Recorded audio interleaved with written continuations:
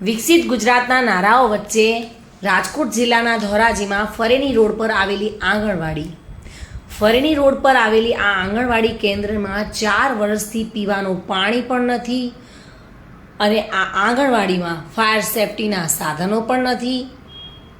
એક તરફ fire safety બાબતે સરકારે કડક વલણ અપનાવ્યું છે અને શાળા કોલેજોમાં ફાયર સેફટી ન હોય તો શાળા કોલેજોના બિલ્ડિંગ સીલ કરવામાં આવી રહ્યા છે।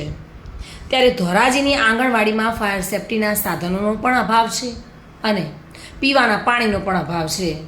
ત્યારે 38 નંબરના કોડવાળી આંગણવાડી કેન્દ્રમાં અનેક સુવિધાનો અભાવ જોવા મળ્યો હતો અને તેના દિવાલના પોપડા પણ ખરી પડી રહેલા જોવા મળ્યા છે।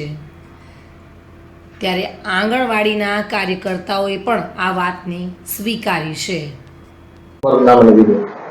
મારું નામ પંડ્યા હર્ષુતાબેન, code number 37 Fareni road. Community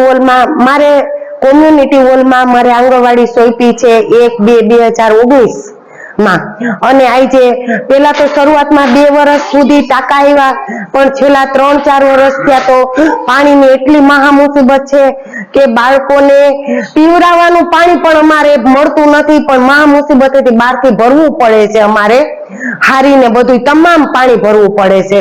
તો આજે વહેલામાં વહેલી તકે જો અમારું આંગણવાડીનું કેન્દ્ર બની જાય તો બાળકોનું ભવિષ્ય ઉજ્જવળ બની જાય અને આંગણવાડીમાં કોમ્યુનિટી હોલમાં પોળા પડે છે અને જોરદાર વરસાદ હોય તો અહીંયા ખાબોચિયું પણ ભરાઈ જાય છે પાણીનું।